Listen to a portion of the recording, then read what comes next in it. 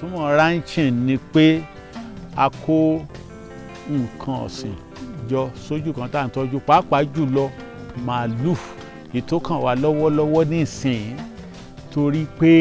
ọ̀rọ̀ ranching tá à ń sọ yìí kì í ṣe pé a ṣe rí a ti ṣe rí láti ayé ìgbà tí a kọ́kọ́ gba òmìnira níbì kan tí wọ́n ń pè ní Fáṣọlá a lè sọ pé ibẹ̀ yẹn gan tiẹ̀ ni mo dàgbà sí ni. àwọn òyìnbó tó fún wa lómìnira ló ti dá ibẹ̀ lẹ̀ láti 1946 nítorí pé wọ́n rí i pé ilẹ̀ ẹbẹ̀ yẹn ó dáa fún agriculture generally. nígbà tí wọ́n sì máa dá sílẹ̀ ìsọ̀rí ni wọ́n ṣe máìlì kan àkọ́kọ́ tẹ́ kọ́kọ́ kàn tẹ́ bá ń bọ̀ látọ̀yọ́ ìyẹn ni nǹkan abìyẹ́ poultry tẹ́ bá ti kúrò ní ìyẹn tẹ́ dé mile 12 sí Ọ̀yọ́ ìyẹn ni ti màálù láàrin mile 12 sí mile 13 ìyẹn ni tẹlẹ́dẹ̀ bí wọ́n ṣe ṣe gbogbo ẹ̀ tó lọ sálálù nìyẹn. so nǹkan tó ṣẹlẹ̀ ni pé wọ́n gbà gẹ́gẹ́ bí nǹkan tí bàbá mi sọ fún mi nígbà t'Awólọ́wọ̀ wọlé láti di Premier Western Region wọ́n ti ṣe meeting láàrin ara wọn wípé a fẹ́ mú iṣẹ́ àgbẹ̀ yìí lọ́kùnkúndùn náà wá lọ káàkiri sílùú òyìnbó láti lọ study bí wọ́n ṣe ń ṣe oríṣiríṣi iṣẹ́ àgbẹ̀ wọ́n ní so school àwọn ń gbà yẹn wọ́n ń ṣe agricultural show wọ́n máa ń ṣe farm show school wọ́n wá yàn wọ́n gẹ́gẹ́ bí ẹni tí school fà kalẹ̀ kó máa bá àwọn aráàlú sọ̀rọ̀ lórí poultry school yẹn wọ́n pè ní Hampshire College of Agriculture ó wà ní Spashot ní England lára àwọn tó wá yẹn àṣẹ Minister for Agriculture Chief Akindeko wà lára wọn tán listen wọ́n wá ní nígbà táwọn ṣe tán wọ́n ní Chief Akindeko wá bá wọn pé wọ́n ní ṣé o mind láti wá sí ilé tó bá ṣe tán wípé irú yín báyìí la níde wọ́n ní mi ò mọ̀ ìsà àwọn náà ti ń kà nípa nǹkan tẹ́ ń ṣe ń lé lóríṣiríṣi tó ń wú àwọn lórí wọn ní. so bọ́n ṣe dé náà lọ report ní secretariat tán tẹ transfer wọn immediately lọ sí Fáṣọlá gẹ́gẹ́ bí ọmọdé ńgbà náà eyewitness account ní tí mo fẹ́ sọ fún yín nǹkan tí mo rí nípa ọ̀rọ̀ màálù yẹn ni pé bọ́n ṣe bẹ̀rẹ̀ wọ́n lọ sí Mali àtàwọn ìlú tó ní irú breed yẹn torí wọ́n sọ pé nígbà yẹn wọ́n ní a ní problem ní south western Nigeria western region ọgbà náà tí wọ́n ń pè ní trypanosomiasis tó máa ń pa àwọn màálù wọ́n ní tsetse fly ló máa ń kárí ẹ̀ wọ́n wá variety breed tí ó ní resistant sí kíní ẹ̀ wọ́n ń pè ní Indama wọ́n lọ import wọn láti Mali wọ́n dẹ̀ kó wọn dé làwọn màálù yẹn ń ṣe dáadáa tí ẹ bá pa wọ́n tán eegun wọn ìwọ̀nba báyìí ni tíntínní ẹ̀ weight wọn on the hoof tèmi ń rí ngbà yẹn because wọ́n máa ń pa màálù ń bẹ̀ lọ́sọ̀ọ̀sẹ̀ a máa ń rí tó yẹ pé odidi máa ń weigh bíi 500 kilograms wọ́n á wá fi compare ti àwọn Fúlàní tàwùsá àwọn yẹn máa ń weigh bíi 250 150 pẹ̀lú wo gàgàrà eléyìí ò kí ń níwo.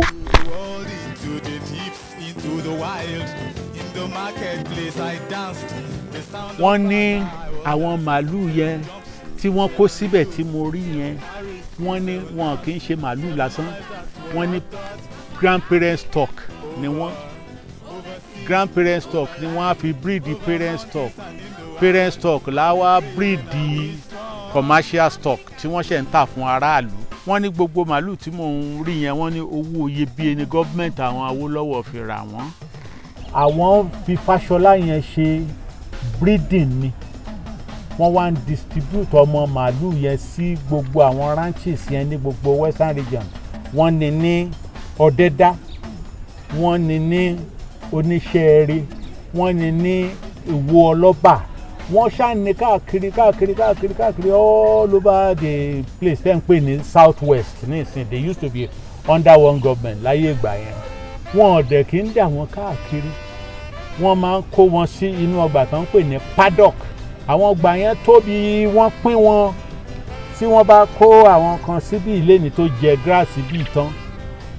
wọ́n á dà wọ́n sí next one bíi partition ni. Tán bá tún jẹ grass ibẹ̀ yẹn tán, wọ́n á tún dà wọ́n sí next one. Ìgbà tán bá máa fi ṣe bẹ́ẹ̀ tán fi débi ta lákọ̀ọ́kọ́, koríko yẹn tún ti hù padà. Wọ́n dẹ̀ ṣe omi síbẹ̀ fún wọn tí wọ́n mu. Yàtọ̀ sí paddock, mo tún rí i pé wọ́n tún máa ń gbin àwọn àgbàdo àti àwọn other biomaterials fún wọn. For example, àgbàdo yẹn kì í tó ṣe pé wọ́n gbìn nìkan, wọ́n á wá mú àwọn àgbàdo yẹn nígbà tó ṣẹ̀ṣẹ̀ ń bẹ̀rẹ̀ sí yọ rùkẹ̀rẹ̀ ẹ̀ẹ̀kan rí, wọ́n harvest ẹ̀, wọ́n ra machine kan tó ń pè ní silorator. Tí wọ́n bá ti kó àwọn silage yẹn kúrò nínú pit, silorator yẹn ló wá máa gé pépépépépépépé, wọ́n wá lọ máa fi feed àwọn màálù. Wọ́n ṣe feed trough nínú paddock wọn tán kó fún wọn. Wọ́n ti láwọn èèyàn tó ń ṣe yẹn, ẹ máa rá àwọn kìnìún yẹn tó ń tóbi gbẹ̀gẹ̀ táwọn èèyàn dẹ̀ wá ń rà wọ́n lówó dáadáa. Ìyẹn àwọn commercial tó ń produce fún aráàlú ń bẹ̀. Wọ́n ń ever ń ta parents stock, wọn dẹ̀ kì í ta grandparents, àfi tí ó bá ti gbó tẹ́ran ẹ ti yí ti pààlà. Láti fún yín ní idea bí wọ́n ṣe níye lórí sí, tí ẹ bá ń ta commercial stock ní 100,000, parent stock ó ń cost wọn ní nǹkan bíi 500,000 naira ẹyọ kan. Grandparent stock ń cost between 1 million and 1.5 million nígbà yẹn. In tó dojú ẹ̀dín Fáṣọlá ni pé nígbà tí military government dé, military government ò ní interest nínú cattle ranching. Orísun ibi tí màálù ti ń wá, wọ́n cancel ẹ̀. Ẹni tó yà wá lẹ́nu ń bẹ̀ ni pé wọ́n ní wọ́n lè ránṣẹ́ wá láti Ìbàdàn sí pé kí wọ́n wá, sẹ́wọ̀n pé gọ́ọ̀mẹ̀ntì ló ní pé wọ́n ní kán wá gbé màálù yìí wá sí Ìbàdàn and máa lọ fi ṣe pàtí. Wọ́n á kàn mú big order yẹn wá, náà máa wá gbé tí wọ́n bá ti rí i pé tóbi kẹ́mọ̀ màálù tẹ́ ti fi breed lóríṣiríṣiríṣi sẹ́mọ̀ bó ṣe máa tóbi. Wọ́n á kàn nàka sí pé eléyìí wọ́n ní ká gbé wá, tọ́hún yẹn wọ́n ní ká gbé wá. Màálù tẹ́ fi ń ṣe breeding, so breeding gan kò ṣeé ṣe mọ́ nìyẹn gbà tí wọ́n bá ti pa jẹ. So ìdí ẹ̀ nìyẹn tí gbogbo ẹ̀ fi collapse. Gbogbo tó wà ní Fáṣọlá ní gbogbo àwọn irinṣẹ́ yẹn wọ́n ti pín káàkiri gbogbo Nàìjíríà. Òfìfo sáà ní korofo bẹ̀ nísìnyí. So òun ló fà á tí àwọn ẹranko yẹn, àwọn màálù yẹn, wọn lè fún wa lẹ́ran gidi torí tá à ń pè lẹ́ran nísìn kì í ṣe ẹran. Tẹ́ bá compare ẹ̀ pẹ̀lú àwọn nǹkan tí àwọn ǹdámà yẹn ń fún wa. Àwọn ǹdámà yẹn a máa ń rà tán, máa ń kó sínú fridge tẹ́yìn náà bá ń jẹ tẹ́ẹ̀dẹ̀ jẹ tọ́ yẹn, tán fi handkerchief bò yín lójú, ẹ sọ pé ẹ fẹ́ ti Haúsá yẹn. Lẹ́yìn tí sọ́jà lọ, àwọn èèyàn wa wọn ní interest mọ́. Then a wá rí i pé àwọn Fúlàní wá take over. Àwọn nìkan ló wá dàbí pé àwọn nìkan ni wọ́n mọ màálù sìn. Ilé wa ti gba gbogbo gbòòrò kan. Àwọn ọmọ wa ò tiẹ̀ mọ̀ pé àwa náà lè sin màálù.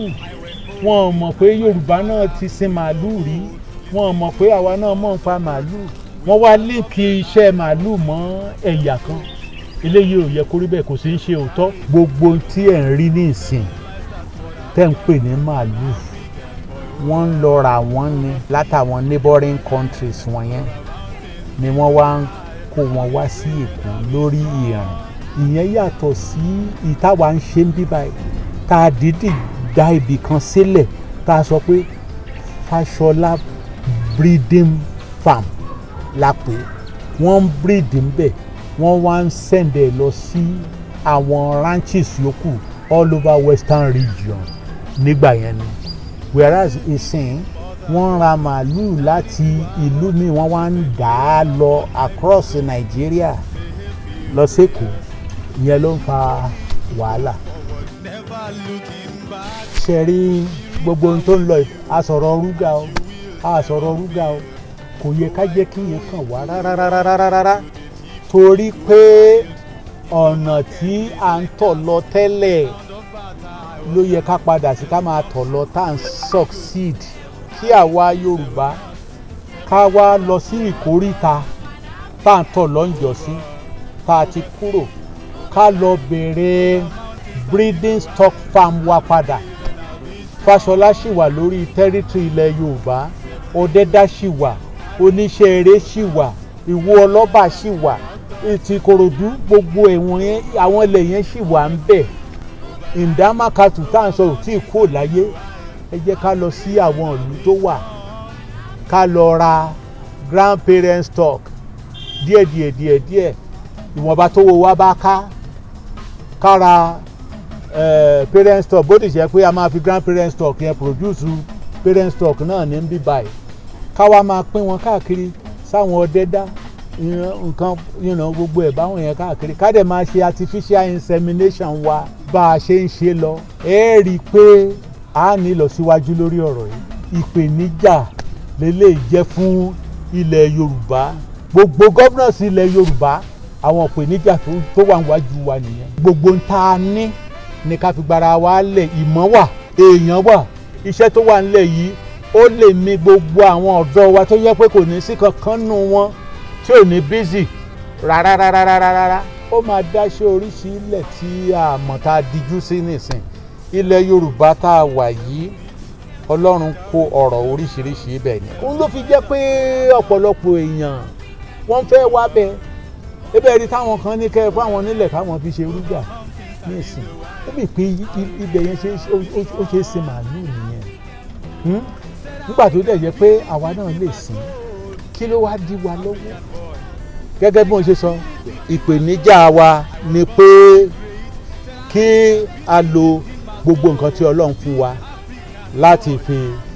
parí gbogbo wàhálà tó wà nílẹ̀. àtọmọdé tó ṣubú tó lọ wo wájú àtàgbà tó kọsẹ̀ tó wẹ̀yìn wò ẹ wá jẹ́ àjọpìmọ̀pọ̀ ká tún ojú ọ̀nà náà ṣe ká má bàa jọ ṣubú mọ́. Over land, over mountains, in the wild.